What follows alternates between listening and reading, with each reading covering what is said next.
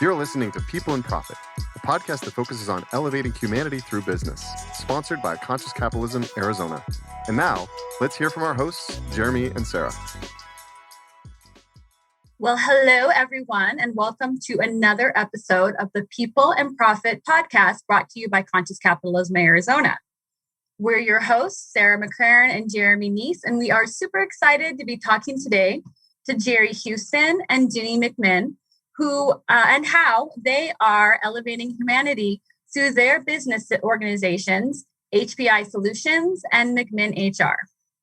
But before we dive into the conversation, we want to share just a minute about conscious capitalism.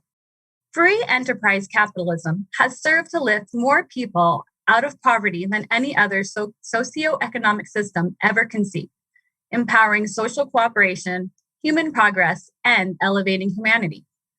Good business is the answer to many of the global issues facing mankind, and that's what we're going to dive into on the show. Conscious capitalism is a global movement with over 50 chapters across the world that is on a mission to recapture the truth that good business is about doing good for all stakeholders, creating a higher purpose for the organization that can benefit everyone. Our Arizona chapter is focused on highlighting the amazing businesses and leaders in our state who are pursuing a higher purpose and consciously creating value for all of their stakeholders. If you would like to find out more about conscious capitalism, the Arizona chapter, and joining the movement, visit ccarizona.org. So on that note, let's jump right into our conversation with Jerry and Ginny. Jeremy, tell us a little bit more about our guests. Well, I could read off their vast scripts of expertise here, but again, as you just pointed, Sarah, we love to shine the light on businesses that are sort of walking the talk, as we like to say in the conscious capitalism circles.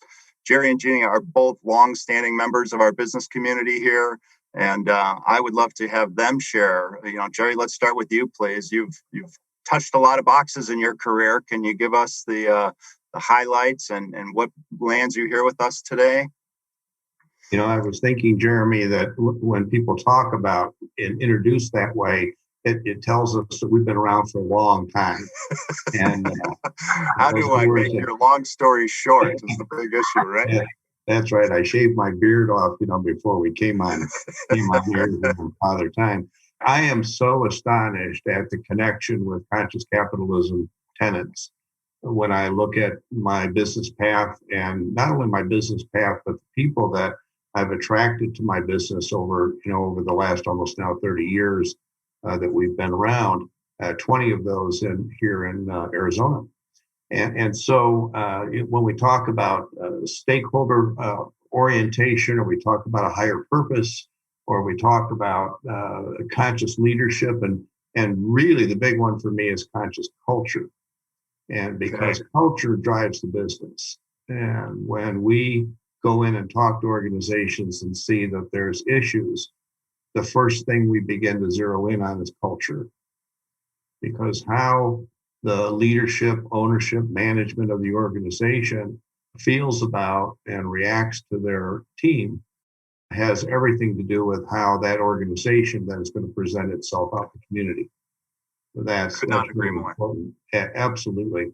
And so we do that, we connect with people through behavioral science. And so the whole foundation of HPISolution is that we enable behavior change in people, and that creates an opportunity for people and organizations to change. And when they change, their focus improves, and when their focus improves, they become a more impactful part of the communities that they're serving.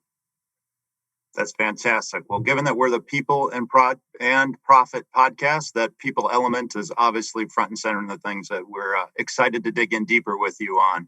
Ginny, how about yourself? Would you mind sharing just a quick rundown on your organization and what you're doing in the marketplace today? Sure. I have employed experience prior to this, which I left a dissatisfied former employee. So, and we'll probably hear more about that as we go along.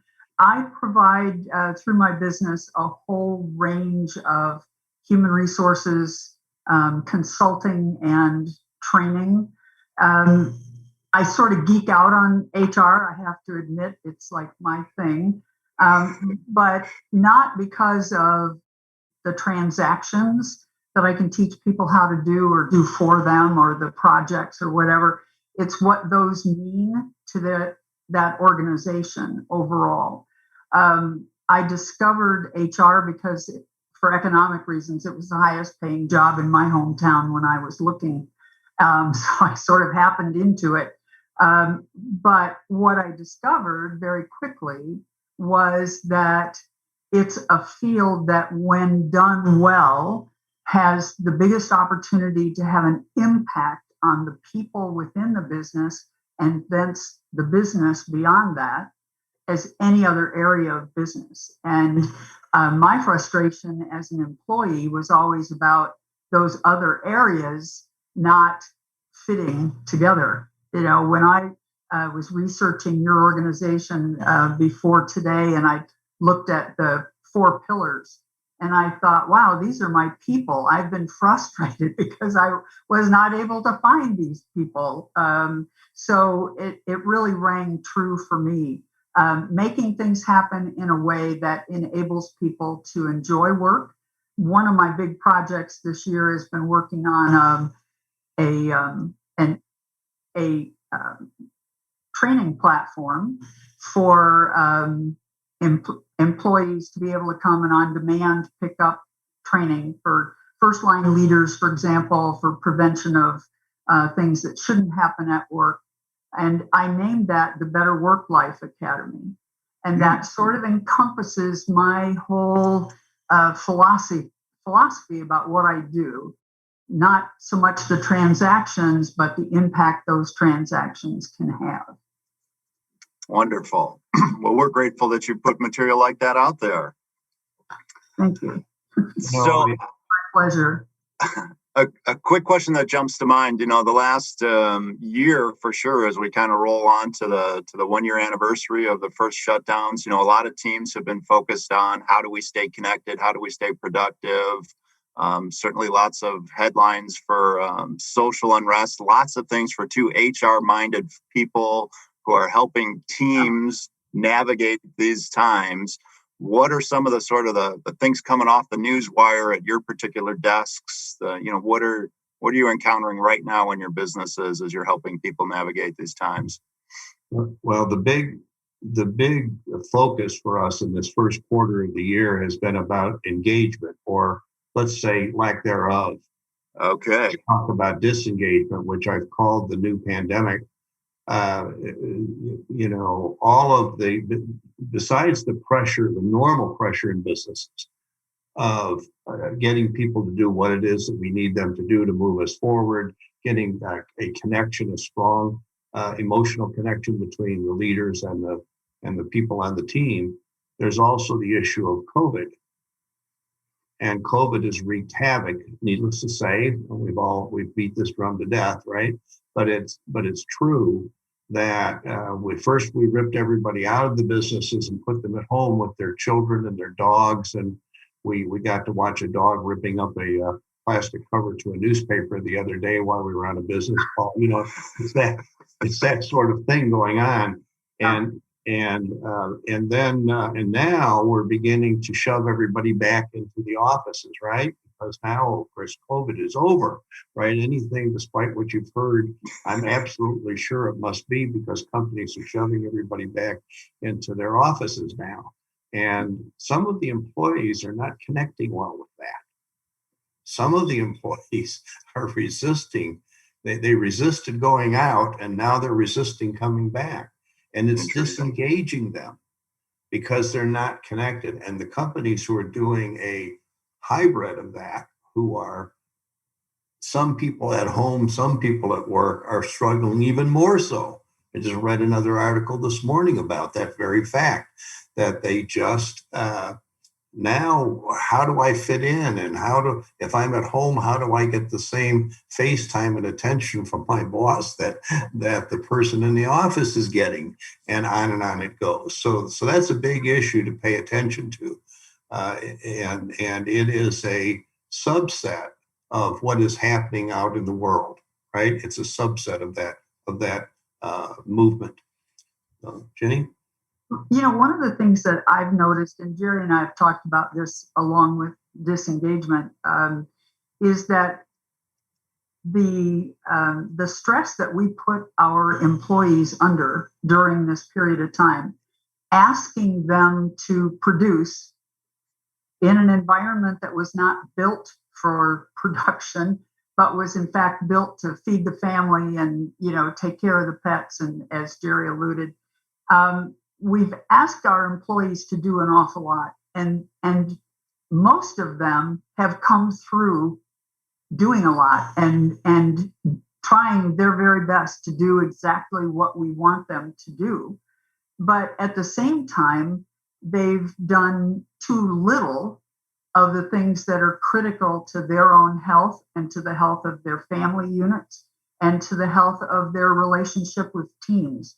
So one of the things that I started studying a few years back, based on some personal things that had happened in my life, is the whole topic of resilience and what it is that we need as individuals to create and maintain, our resilience bank. And it's not the same for everybody, but there are some commonalities, some common things that we do. And when we don't do those for the sake of serving our families, serving as a remote teacher, a remote employee, and then worrying about becoming infected or some of the social unrest that you alluded to, all the churning and chaos that's gone on both in the employee's home and outside the employee's home has made it really difficult for them to top off their resilience. And I think it also feeds into this mention that Jerry made of disengagement. Now you want me to go and do something totally different. Now what am I going to do with my kids? Now what am I going to do with the things that we've worked out as our systems at home that keep us doing well and feeling well? And now, we're changing that again. And we're asking employees to change that at a time when they're probably poorly equipped to do that based on a lack of ready resilience. They just have not maintained their emotional health. I mean, take a look at the apps now that are available, Talkspace and some of the others. Our employees need help. And one of the things that I noted when I looked at the conscious leader material and the conscious culture material on your website was how well that supports the fact that your leaders really get extra involved when things are not going well. They don't disappear and focus on the stockholders and the share price and that kind of stuff. The balance of your four tenets requires that they pay attention to those tensions in other areas that will support the business well and support the employees well, or it won't if they're not doing it, if they're not discharging their responsibilities as leaders in an effective way. There are all kinds of little reminders, opportunities that leaders can offer employees in terms of giving employees the nudge. What have you done for you today? Sounds like you had a really rough start to your morning. Why don't you take a few minutes and get out of the office and walk around, get some fresh air, constant sunshine in Arizona, whatever, do something for you, and then come on back and start fresh. It doesn't cost much. Jenny, what strikes me about that is, of course, the fresh air and the reset is important and can make a whole difference for that person for the rest of the day. But I would bet that the bigger impact is that they were noticed. So they walked in and they're, whether it's their leader or someone on their team or whoever, noticed that something wasn't quite right, that their resiliency was low, that they were distracted. And instead of, even if they looked at them and were like, ooh, bad day, instead of turning the other way or saying, well, I might have to pick up the slack, for that person, they said, no, I'm going to first notice it, I'm going to recognize that it's a normal human thing that we all experience. So I'm going to normalize it. And then I'm going to give you a quick solution that is going to help, again, develop a tool for managing stress. And of course, when we talk about engagement and the productivity that, comes right along with it, we're going to get the highest possible productivity out of you today because we gave you the chance to reset. Right. And again, more importantly, we recognized you as a human having a human experience. Right. So that I love that. And Jerry, I think this also, we're talking about the type of leaders and conscious leadership. And when you were describing the work that you do, one of the things that you brought in is the very first thing you said. So you're all about creating, let's just say high efficiency team, productive teams, strong teams. And yet when you come in, the first thing you look at is how does management feel about their team? So instead of, so a lot of times I imagine, and you can tell me how this works for you, people call you because they're like, I'm not getting enough out of my team. Come help me fix my team, right? And so it might be a little bit of a shock to them when the very first thing you do is say, I'm going to look at your attitude and your behaviors. Because again, they're probably like, change their behaviors. And you're like, oh no, we're starting with your behavior. So tell us more about that. Say it's not true. You don't think that's what I run into out there, do you, Sarah? Listen, in my little book, I had to get this plug in, right? In my little book that I wrote, the first book that I ever wrote, I just want to read the subtitle to you. Daring to be different and building a business through mutual benefit, respect, and trust. And mutual benefit, respect, and trust, as my good friend Jenny McMinn reminded me of back when I was writing this book. She was my taskmaster, my English major taskmaster on that project.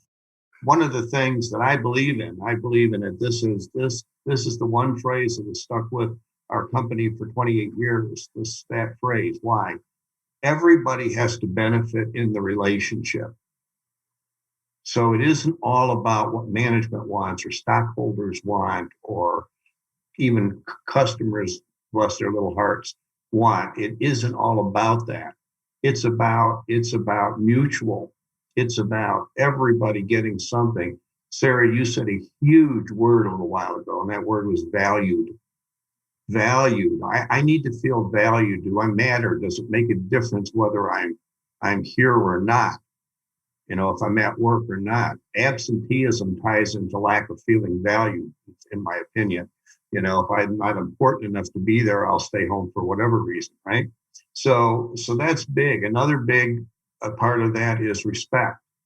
I don't have to agree with everything you say, but I have the responsibility to respect your opinion about it, even if I think it's not correct. It's not easy to do. Have a political conversation with somebody if you're on the other side of the fence. Not an easy thing to do, but it is. They have a right to feel the way that they feel. And then finally, the biggest word there is trust. If all of us would take a minute to think about all of our relationships in our life, what's the basic foundational requirement of the relationship? It's trust. Trust, trust, trust. We have to be able to believe what the other person is telling us. And when you don't have a good, open, collaborative relationship in your organization, that doesn't exist because people might be afraid to bring something to the boss because the boss is not going to like it or believe it or whatever, right? And that breaks down the whole flow of what we try to get accomplished. And Jenny's right, you have to be resilient about that because we're not there yet. As a business community, we haven't arrived yet to that place, right? Not completely. Well, and when you talk about valued and respect and certainly trust, it makes me think about what Ginny just said too about, with all of the change in what the workplace looks like and all of the stress that comes along with this uncertainty of not just in our work life, but in our home life, our health, the health of our families. But Jenny, you pointed out that one of the main things on people's minds is, now how do I fit in, right?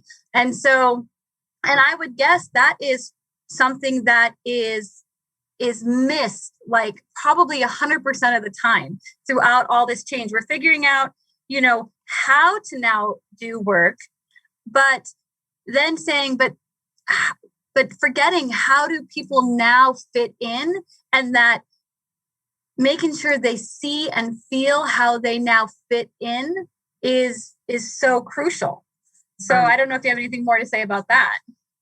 Well, I think it's an important part of recognizing that these are human beings doing business rather than, mechanical parts and electronic beings. I mean, people are going to have feelings about how they are treated in work, how they enter and exit work, whether or not they feel like they're an important part of work. And, we know from studies, they've been doing the same study for, I think, 80 years now. Once a decade, they do this study that says, what keeps you motivated at work? What keeps you in the same job? What is that? And supervisors typically will answer money, careful correction, careful discipline, and a chance for promotion. And employees for the last 80 years have been telling us loud and clear, it's about recognition for the work that I do well for you. And until you get that, and until you make that a real part of how you interact with me, we're always going to be a little bit mismatched in terms of, how I look at work, how I look at you as my leader, how I feel about the level of value, to go back, Sarah, to your term, how valued do I actually feel here? And, there's now, a trend to have reboarding as people are coming back into a different configuration at work. They're looking at very consciously who will be in the office at the same time, who will be out of the office at the same time, switching that up so that everybody has a chance to have a relationship with others in the group. How are we going to act? How are we going to work through this together? Recognizing that the chaos is still outside the workplace door. Chaos probably aplenty still at home, and not to mention the health considerations and the rest of it. So how am I going to fit in? Always important for somebody to know. They may know their job title and what their job requires them to do, but then how do I fit in, and how do I make an impact here? And, how do I feel good about what I'm doing here? I quit any number of jobs before starting my own business because they were not satisfying. They hired me with a degree or two in some cases, told me during the interview process that my responsibility would be, X, Y, and Z, and then gave me a very literal job to do with very little contact with my supervisor, the leadership team, the C-suite, and so forth. Well, I think if I go back to my first experience in HR, I took the job because of the money it offered, but I soon realized that it was a place I could have impact. Well, if you hire me and I can't have impact, you've just frustrated the daylights out of me, and I'm not going to be long in your environment. So, it's that kind of thing. We have to not only match what they're looking for, but also the needs that they have. And Jerry's expert at doing this with the matches to the motivators and the things that people are looking for in their positions, and fitting those things together so that there's a good match. But yeah, so important. So important. Yeah, I have a little example of that, and Jenny will be tired. She'll be tired of hearing. Yeah, right, Jeremy. Jenny's going to be tired of hearing this one because I've been harping on this. I can't help myself because I've met this wonderful young woman, this professional woman out on the East Coast who sought us out. She is a superstar. She's director level in her organization. She has an incredible background. She's got a great style and delivery of information. She's a great communicator. I mean, you're sitting there in awe of her when you're talking to her. You're going, this is really a superstar. So why is she calling me? What's going on? And we ran one of the things that we do where we use analytics to find out about people. And so we ran a stress quotient report for her. Now, I wish I could show it to you, but it is, think of a spider graph. And a perfect spider graph, if you have reasonable levels of stress, is going to have a big outline on it in blue. And in the center, it's going to have maybe a red dot. The red dot is the stress. Hers is the exact opposite. Ooh. She landed in a category called severe stress in almost every category in that assessment. She doesn't know this yet. She hasn't been debriefed yet by us. She will be tomorrow, actually, debriefed. So she's not aware of this.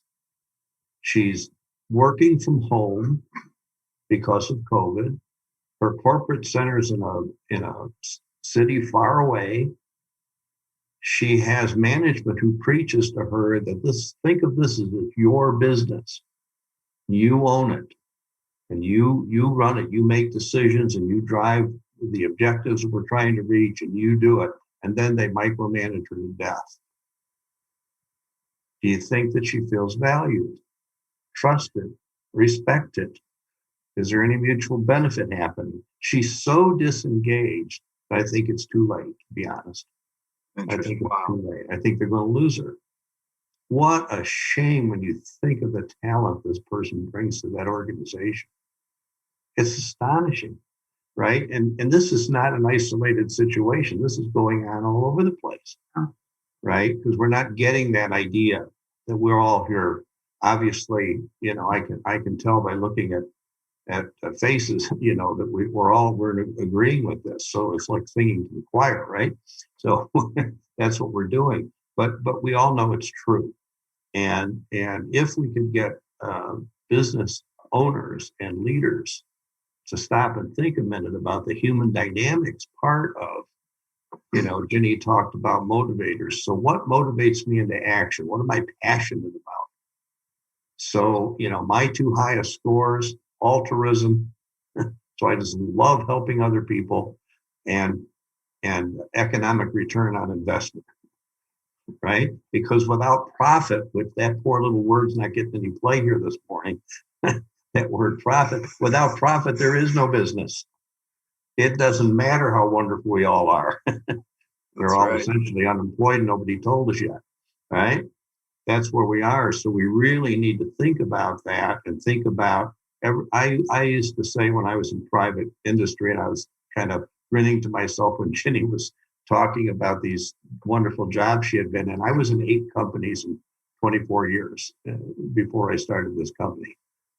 And I was high level most of the time. I went into management when I was 24 years old. So I've been in management for a long time. And it was the same old. And I'd get in there and help to turn the place around, and we'd get the people going and everybody working together, and the owners would do just really dumb things like layoffs and forcing a union into the company, and because they couldn't listen and talk to their employees. This could go on for weeks like a confessional, but you get the idea though, right? That's and why did I leave and open my own practice? Enough was enough. And I wanted to go help other companies change that. And we have, and we have thousands of companies. So that's the good news. But there's so many other companies out there. The other word I was thinking about, Ginny, was emotional intelligence. Mm-hmm. Yeah. And so that's another buzzword, right? It's all the rage at the moment, right? But what is it? And how can a leader use improved emotional intelligence so they get it? Because we make all of our decisions with emotions, not some of them, all of them, because we feel some way, right? Back to my word, Sarah, we feel some way about what we're doing, good or not good, right? Exactly. I mean, you mentioned earlier about what's the emotional connection between the leaders and their team? And, we, in conscious capitalism and, and talking about, and you unconscious conscious capitalist is the term that we often use. We talk about bringing humanity into business and recognizing, that it's okay to, recognize that we're emotions and humans, blah, blah, blah. But whether we are there or not, we have an emotional connection. It's just a matter. And so now we're talking about emotional intelligence, like on an organizational level, right? So there is an emotional connection. And if you recognize there's an emotional connection, then you can use that for the benefit of the business and the teams. But when you don't recognize it, it's still there. And it may be, more of like a cancer or something that's eating at it, because it's there. Like you said, they're making decisions based on an emotion, but do you know it? And is your emotional connection something that's driving, growth and creativity, or is it what's, eating you alive? Good question. Good question. Is it eating you alive? And then you become very, very discouraged with what's going on in your environment, and you think moving on to a different company is going to change all that. Mm-hmm. Maybe yes, maybe no. Right. I think it all circles into the HR, because having also a past life in large corporations and in different organizations. I remember, so I have a finance background, and I think about, who are the senior leadership team and get together and who has a say. And certainly, Jerry, with your background in operations, I remember there was this hierarchy, right? Operations was kind of at the top, and then finance was right there. And then maybe you have your engineers and, that sort of thing. And the HR people were on the team, but I remember them just really not getting a lot of respect. Their job was to CYA only, make sure our employees can't sue us. And that was the role of HR. But that's changing and evolving. And clearly, Jenny, I'd like for you to tell us a little bit more about your experience and how it's evolving. But clearly, that's exactly why you made your change as well, Jerry. You were at the top of the food chain from a management operations perspective. And yet you're like, but every time I do something, it's undone because we're not valuing what human resources is, and we're not asking them to fulfill the purpose that they could. So Jenny, tell us a little bit more about how you've experienced that evolution. And do we have a long way to go still? That depends on the organization.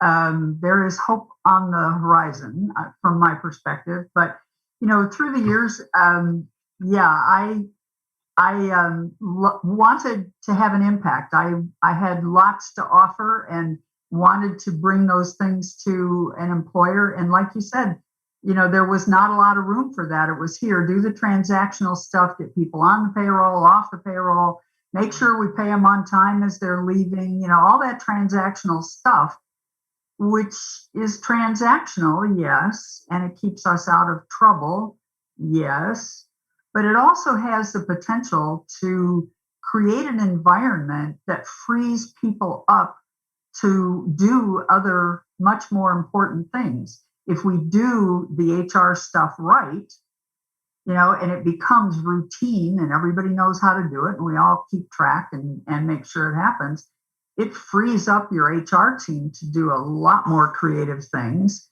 And they, in turn, can help your leadership team do more and relate more effectively with employees and so forth. And, I've found more satisfaction in working with client companies since I've had my own business, because if companies commit to work with me and they commit the money to work with me, then many of them follow through. Whereas, talk was cheap in corporate America, frankly. And, I would be hired with this, this very elaborate hiring in process. And then, I had one job where I got there the first day and my boss wasn't there. His secretary did not seem to know that I was coming. When I got to my office, there were 4 large black binders on my desk with a note from my boss saying, "Learn everything here. You'll be tested before you're considered oriented." Wow. Way to do it. Welcome to, and I'm going to leave the name of the company out so that it doesn't get painful for anybody. But, that kind of stuff used to happen a lot. It's like, now we've got her on board. She's going to keep us out of trouble. And, when it comes to doing things that are effectively with the mission and with each other and with their leadership team and, those 4 interconnected parts that you have in your pillars, it's like, that wasn't too important. Now, nowadays, it's more important to more companies than it once was. There are still the chaotic and toxic kind of companies out there. Fortunately, I think employees today feel that they're more readily able to leave those organizations and for a different situation to work in. And some of those organizations will listen to us. That is the real satisfaction that Jerry and I get in working together as alliance partners is, when we come across an organization that has some pain points in many aspects of the business, when they listen and work with us and, follow suggestions and train their leaders and so forth, they can have a much different organization that they're part of.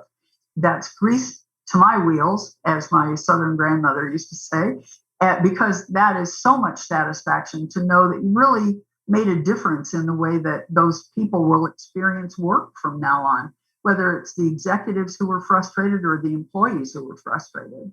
The one thing I think that I would really like to see, and this is something Jerry and I work toward a lot, is to see organizations really put the effort into doing a good job of hiring. They may think that hiring people is a transaction.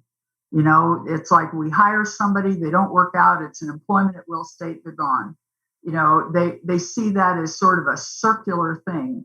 And, what we work really hard at is making a good match, testing that out before the person goes to work for that organization in a couple of different ways, and then trying to make sure we're getting the right person into the right culture and with the right leadership, and that they'll stay, that they will invest in having them stay by continuing to develop them as employees, and that they will do the things that are necessary for that employee to feel that mutual benefit, respect, and trust that Jerry talks about in his book, or to feel valued so that they stay and make a contribution. We see more companies doing that today, but a lot of them still are in that place where they talk a good talk, but when it comes to putting the time and energy and the money up against making that real, they tend to fall short of what we would like for them to do. And, of course, the word that's behind all of what you're listening to is strategy. What great HR people do, and I've known great HR people in my career, and I've known not so great personnel managers in my career, those 2 things. Ginny is very strategic. So, and I'll give you an example of how strategic. So I have one of my favorite clients is a construction company up in Northern California. Just love these guys. They are so pro-employee. They get the whole conscious capitalism thing way before we came along. So they've been really a pleasure to work with. And when I'm successful with them, it's because they don't call me anymore. They call Ginny. So the CEO of this company regularly, it's kind of annoying, regularly calls Ginny for advice on a whole range of things, just all kinds of things. Some of them have nothing to do with HR because Ginny is strategic. And so if whoever you're connected to in your business in terms of human resource management, human resource development, be sure you're connecting with somebody that's strategic, because that's how you turn this people power into profit. Because where does the profit come from? It comes from people. the people delivering the service, doing the work, right? We've all been on the phone with somebody that really doesn't give a flying fig about whether they help you or not. And when they do, you're so overwhelmingly amazed that I actually had somebody from the state of Arizona help me. I shouldn't pick on the state of Arizona. They have a lot of great employees. 2 of them work in my business now. So I love them, right? But sometimes we get into a bureaucracy and we forget about what our mission is. Our mission is to serve our clients, value our clients. They deserve mutual benefit, respect, and trust also, right? And so it's really important that we do that. And when I got helped the other day after my umpteenth call, it was a big deal to me. And I made a big deal out of it. I made sure a review went in and I was going to make a big deal out of it. Why?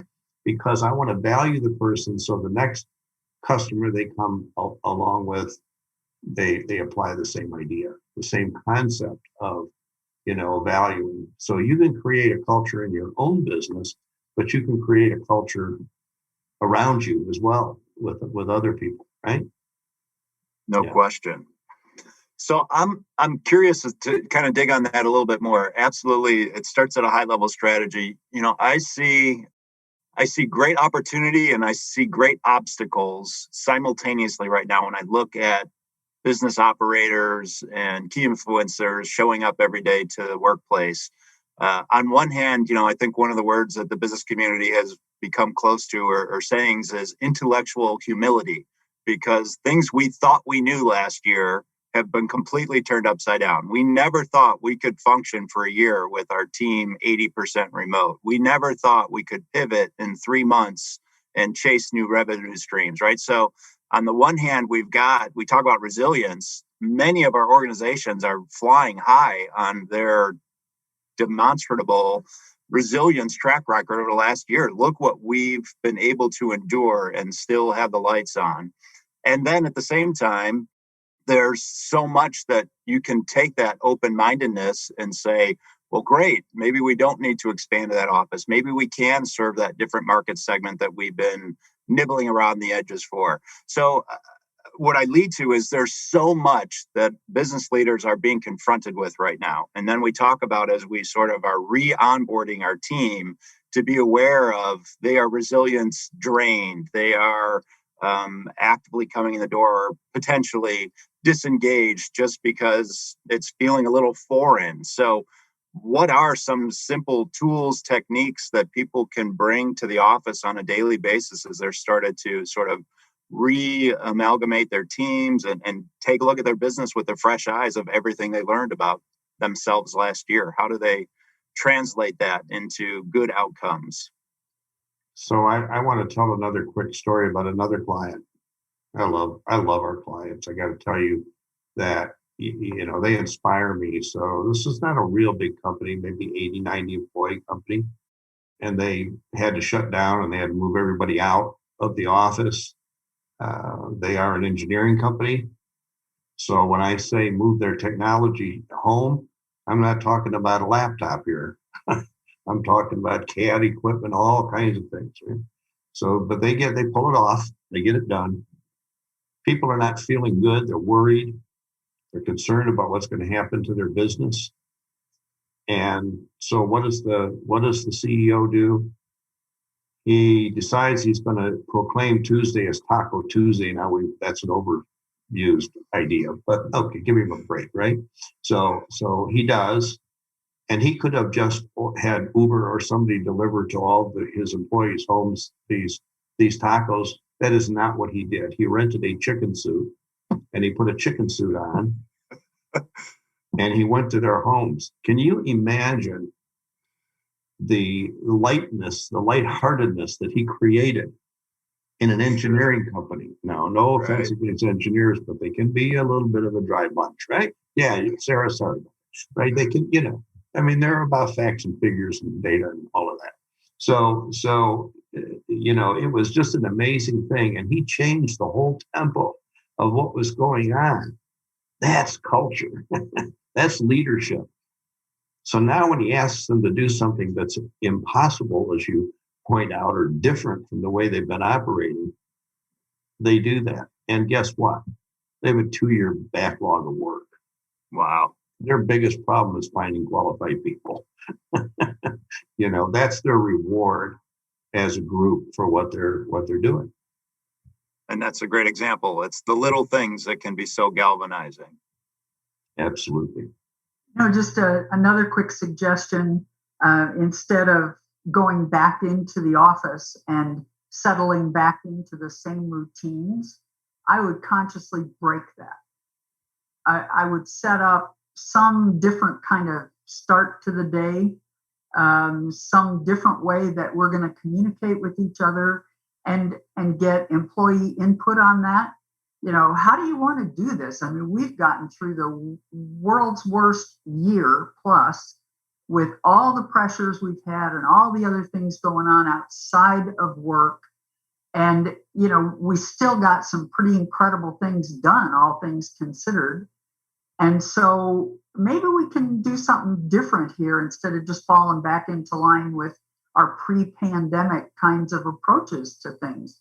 Because I'm frankly doubtful that business is going to go back to being what it was pre-pandemic. Yeah, I think, the example you gave, Jeremy, in terms of companies being able to accomplish things or needing to accomplish things and focusing on that and getting that job done, to maintain an income stream while the routine income streams kind of go away, all those things that kind of tossed us up. Hey, if we can soldier through that, we can make it through a lot of stuff. And so I would just start with a whole different kind of approach to starting the day. I've always been a big believer in daily meetings, not long daily meetings, preferably standing or walking. Get everybody on the same page, find out if anybody's got obstacles that they're going to fight with during the day. Somebody got a new idea on how we can handle that obstacle. It could be, if we do it right, if we don't just settle back into, this is my space, you go over there in your space, Right. If we don't settle for that, we have an opportunity to really grow as a result of what employees have been through, what leaders have been through. We have a real opportunity to do things very, very differently going forward. And oh, by the way, did we finally learn the lesson that flexibility about workplace is one of the things that we can accommodate in business? Years ago, I got an award from the Women's Bureau of the Department of Labor for working with local companies. And I actually set up a little business along the same lines of matching people to flexible opportunities at work. We were able to engage people in the workforce that had not been in the workforce in years because they were parenting or they were caring for elder parents or whatever it was they were doing. And we just took a little different look at what their workplace and their time at work and their productivity results had to look like. Maybe that's one of the big changes that could happen at work as a result of what we've all been through over the last year too. And then, it's funny because that's exactly when you were talking about reboarding, that's kind of exactly where my mind went, because people are coming back and whatever that looks like, but it seems unrealistic that everyone's going to come back the same way, right? So people are, we may have all started in the same expectation for what the workplace was and what the workday was, but then once we moved, everyone had to adjust. And as they're coming back, everybody's situations are different. And so who can come back to what capacity, on premise, at home, whatever, it has to be different. And so it seems like it would be important to recognize that, because otherwise, if it comes back and it's different, and I know because I've had the conversation with Jerry that he has, kids at home. One of them is back at school, but one of them is still homeschooling. And so he's he's only in the office, 2 hours a day, where Jenny, your kids are already off in college, or you've never had children or whatever, and you decide to come back full time. How do we make sure that, you're not resentful that you're there all the time and had to come back fully, while Jerry is only there a couple hours, and it kind of looks like you're doing all of Jerry's work. And especially, you just said sort of a key thing. We've already proven that we can accommodate flexibility. We've proven it.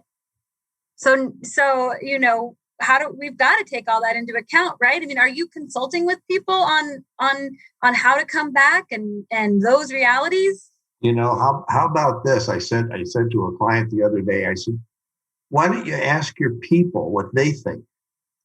Why don't you just get at least the leadership group, or if you could get a bigger room, everybody, get them in, socially distanced, of course, keep your masks on, right? But what if you just sat down and say, what have you learned about work from home? What has been good about that? What has not been so good about that? What about reboarding? What's been good about that? What's not good about that? You might learn some things or see a perspective that's totally different than what you had in your brain, right? Because why are companies either not bringing people back or they're not bringing back? A lot of companies are saying, hey, I can save some rent money. I don't have to lease so much space. I can let them job share. I'll cut payroll. Oops, right? So what about sitting down with the very people who are affected by all of this that's going on and ask them, would they, Sarah, feel more valued if you sat down and really listened too? Don't start texting. Pay attention to what they're saying to you and see what they think. That's important. And Sarah, when you indicated that it's going to be different for everybody, not just because of their current circumstances, but I can remember the moaning and groaning that we heard family, much less, clients, when they were first sent home. How am I supposed to work in this chaos? I've got 2 cats, a dog, 3 kids, in the space that we never all share all day long. And the kids are supposed to be going to school on the computers. And where are the computers? Oh, parents, go get computers. I mean, it was just this, this big upheaval. We also had people who had very little going on at home, but were very social. And so they're feeling totally distanced from the company, their coworkers, and so forth. You might find that some people coming back would say, I don't care whether Jim is here 2 hours a day or not. I'm going to be here because I don't want to be at home.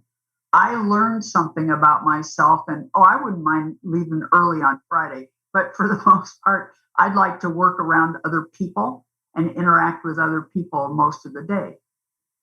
So yeah, it's going to be very different. Very different. And we know some people work flexibly and they take responsibility and accountability for what the work they're supposed to turn out. They do that very well. So, maybe there are some experiments that need to be had, not only the data gathering that Jerry was talking about, but try some experiments in terms of work agreements that, John does this, Jim does that, Karen does this other thing. And it all works because we know it's going to work and we support each other. Yeah, in general, I think it's great advice to just remain open-minded. I think there's going to be some temptation to, finally, it can go back to what I once remembered and, longed for, where, the world has moved forward. And so to just blindly carry what once was comfortable and assume it will be the right formula for where we're going forward now might be convenient, but would probably have some negative outcomes. That can just stay open-minded and stay communicative and be intentional with what we're doing. I think that can go a long way as people are reemerging. I think so too, Jeremy. Change has happened. So we might just as well acknowledge that and see where we go from here. Yeah, it's And again, if you're really talking to your people, and then you experiment with something and it doesn't work so well, and you come back and you say, okay, that didn't work so well. What else can we do? What else? First of all, it's a lot easier load for a leader to carry. He doesn't have to carry it by himself or herself, right? I mean, it's so much easier. So why doesn't that kind of like click for us sometimes? We think I got to do it all myself. In my book, I have a chapter that's called Saddle Up Partners, because my whole business is built on partnering. And I've been partnering for 28 years with people. And I love my partners. I'm very open and honest about it. I just think they're the best bunch of people I've ever known in my life. They all have special skills. They all think differently, care differently. They're very independent. I mean, really independent.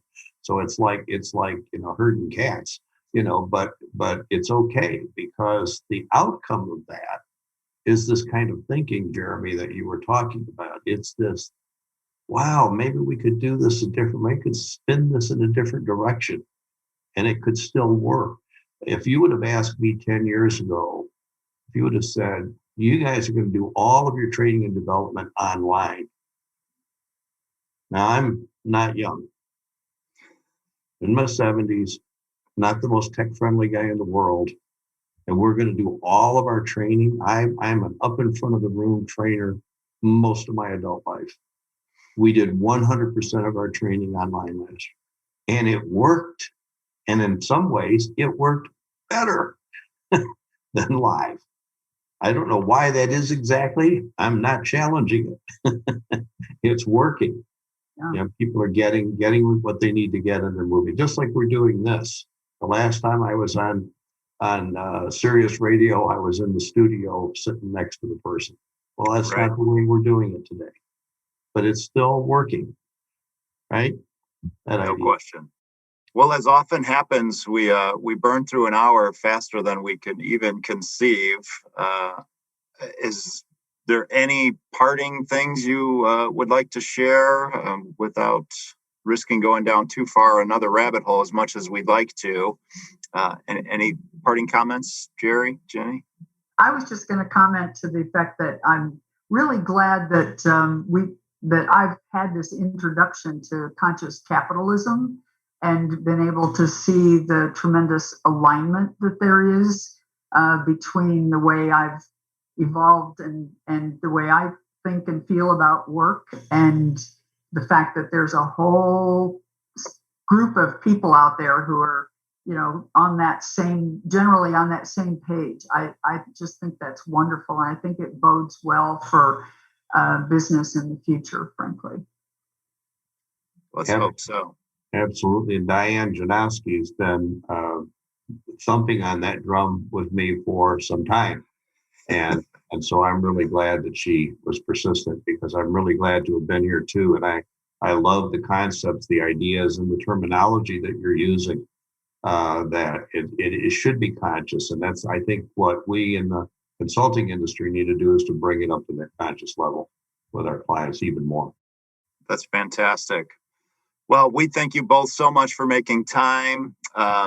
We'll encourage anybody to go to the website for the replay of this and to see any of the treasures of information that lead on there, including joining up for membership for anybody who wants to be part of this community. We welcome everyone with open arms if you view the world with the same way. So www.ccarizona.org is that website.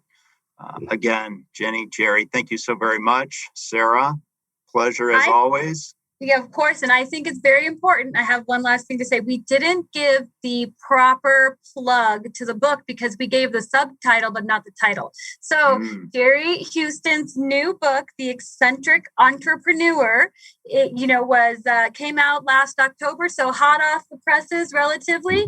And if you aren't dying to read this book after this interview, well, then listen again, because you missed it. Because I know it was great. I just have to also express gratitude, and how I just love hearing how much, especially Jerry, how many times did you say you love your people? It's great to hear it. And it was really appreciated the time with both of you. So thank you. Thank you for listening to People in Profit, where we showcase the businesses that are elevating humanity through their work, right here in Arizona. Learn more about us at ccarizona.org.